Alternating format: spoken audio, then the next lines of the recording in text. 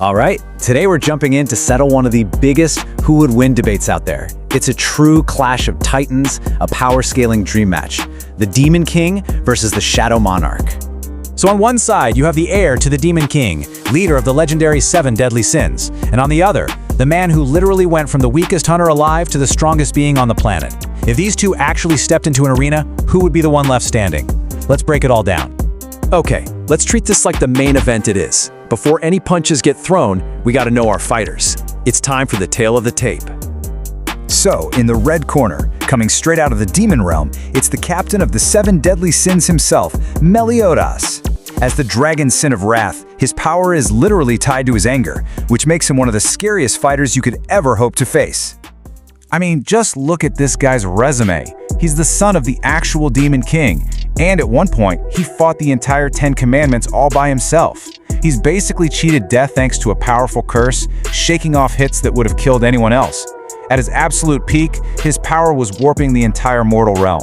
We're talking multi-continental, maybe even planetary levels of destruction. And in the blue corner, climbing the ranks from the world's weakest hunter to become a literal godlike entity, we have Sung Jin-woo, the one and only Shadow Monarch. Jin-woo's track record is, well, it's just staggering. He didn't just become the top hunter on Earth, he took down cosmic-level beings, the monarchs and the rulers. And maybe most importantly, he commands an army that literally cannot die. And see, that's the real difference here. Meliodas fights on the scale of a planet, but Jin-woo's entire journey was a cosmic war, forcing him to evolve into something that operates on a universal scale. So, we've seen their raw power levels. But you know, fights aren't just won by who can punch the hardest. They're won with abilities, with strategy. Let's dig into their unique skills, because this is where the fight is really going to be decided. And right here, you see the core difference in how they approach a fight. Meliodas has the ultimate reactive defense with his full counter. Sung Jin-woo, on the other hand, has the ultimate proactive offense, his shadow army. So let's look at full counter for a second. It's iconic, right? You throw any kind of magical attack at Meliodas, and he just reflects it, sends it right back at you, but with more than double the original power. It's an absolutely devastating defense that turns an enemy's best weapon against them. But, and this is a huge but, full counter has one critical weakness. It only works on magical attacks. It does absolutely nothing against a physical punch, a shockwave, or, just getting hit by a rock. And that becomes a massive problem when you're fighting someone like Sung Jin-woo. Now, let's talk about Jin-woo's main weapon. We are not talking about a small squad here. We are talking about millions of soldiers led by absolute beasts like Baru and Belian.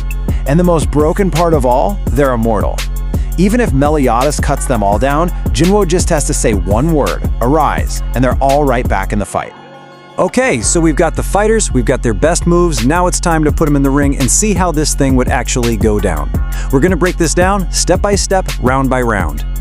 So, we're gonna judge this fight across 3 key areas.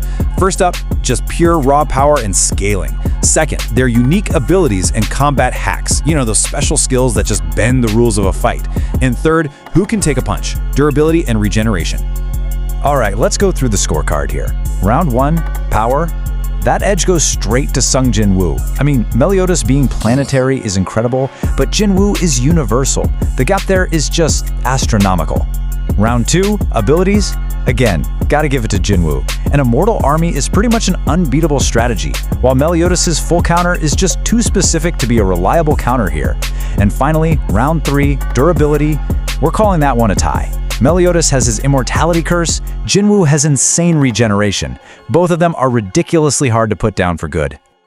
The analysis is done, the numbers have been crunched, and we've scored the rounds. It is time for the final verdict. After comparing their strength, their skills, their sheer will to survive, who really stands on top? The son of the Demon King or the Shadow Monarch? The winner is Sung Jin-woo. And look, it really comes down to 3 things. First, that power gap we talked about is just too wide to cross. Universal strength is going to beat planetary strength, period. Second, Jin-woo's speed is off the charts, meaning Meliodas might not even get the chance to react. And finally, that shadow army. Meliodas is an amazing one-on-one fighter, but he can't win a one-man war against an infinite immortal army. At the end of the day, it really boils down to this. There are levels to this stuff. Meliodas is a demon king, an absolute ruler of his world, but Sung Jin-woo is a cosmic monarch, a ruler of the entire universe. They're just playing on two completely different fields.